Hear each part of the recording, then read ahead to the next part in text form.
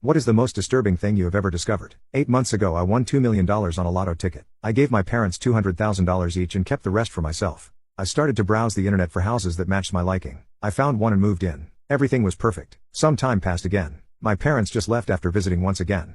It was about 6 p.m. I decided to head out for some dinner. I came home and started to get ready for bed. I laid in bed and fell asleep. I was awoken by what sounded like a scream outside my window. My eyes shot open. I watched the curtains move in the breeze as I listened to it echo in the night silence. It scared the crap out of me. My heart was in my throat. I started to calm down when I remembered that foxes made similar noises. Effing fox, I murmured to myself. I started to drift off when it happened again. This time it sounded closer than the other. I sighed and got up out of bed. I was still a little on edge, but I pushed through the fear. I peered out the window towards the tall trees. I peered around but to no avail.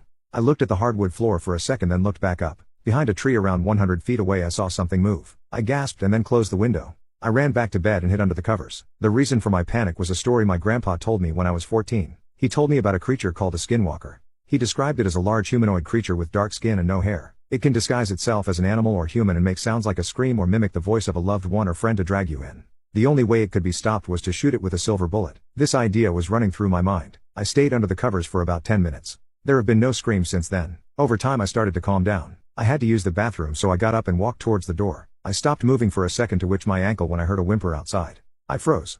It sounded like a dog or some other small animal. In my mind, I thought, stop being a wuss. It's probably just a dog or something. Skinwalkers aren't even real, you idiot. I snapped out of my haze and continued to the bathroom. I finished in there and walked out. Before returning to bed I peered towards my front door. Something was blocking the window.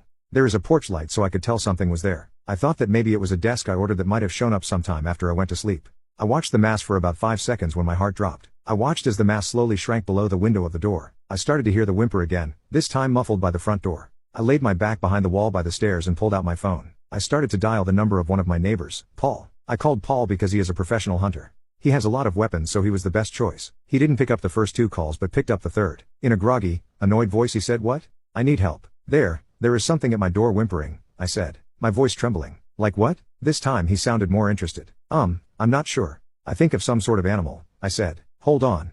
I heard the phone scuffle around a bit, then he spoke again. "Looks like a small dog," he said. His bedroom window had a perfect view of my front door. "Please don't think I'm crazy, but I swear I saw it shrink," I said, feeling like an idiot. Dead silence. "Hello?"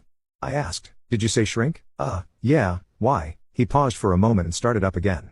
"Here's what I want you to do. Stay where you are. Try not to make any noise. If anything changes you need to tell me, okay? I'm gonna grab my rifle," he said confidently. "Okay," I whispered. About 2 minutes passed. I could hear Paul moving and doing stuff in his house. Finally, he came back on. "All right, I'm gonna open the window," he said. I peered around the corner and looked out the transom window. I could see his window slide open. I heard him rack his rifle. "All right," he said. I waited about 3 seconds until Paul spoke up again. I don't see anything there." As he said this I realized that the whimpering had ceased. "I can't hear the whimper anymore." I said, "That's not good. Listen, I need you to make a decision. Either make a run for my house or I make a run to you." He exclaimed, "Well, you have the firearm, so could you come here?" I said. He sighed, "All right, I'm coming." He hung up the phone. About 8 seconds later I heard his front door opening from my bedroom window. It took around a minute, but finally I heard a knock on the door. Relief washed over me. I started to walk down the stairs. About halfway down Paul shouted out to me, "It's safe to come to the door. Hurry." I sped up and started to unlock the door when I remembered what my grandpa said. It can make sounds like a scream or mimic the voice of a loved one or friend to drag you in. I stopped in my tracks and started to back up from the door.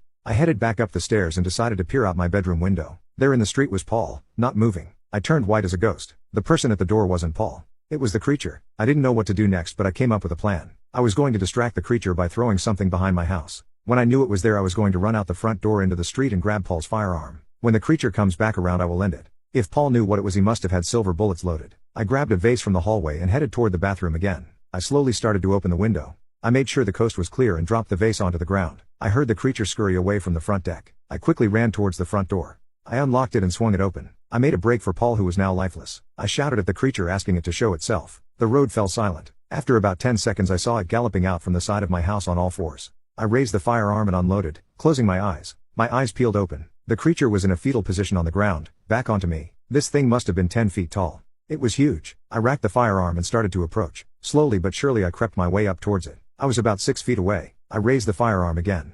The thing jumped up and ran away into the woods, whimpering the whole way. Finally, this thing was over. I pulled out my phone and called 911. I explained what happened, not expecting them to believe me. At this point, a few neighbors down the road were woken up by the shots and came to see what happened. The police arrived in about 15 minutes. Soon after that black vans with tinted windows rolled up. Government, I knew right away why they were there. I was questioned all night. I wasn't allowed to stay in my house for about a month. I didn't want to stay either. The government offered to buy the house after I expressed my urge to leave.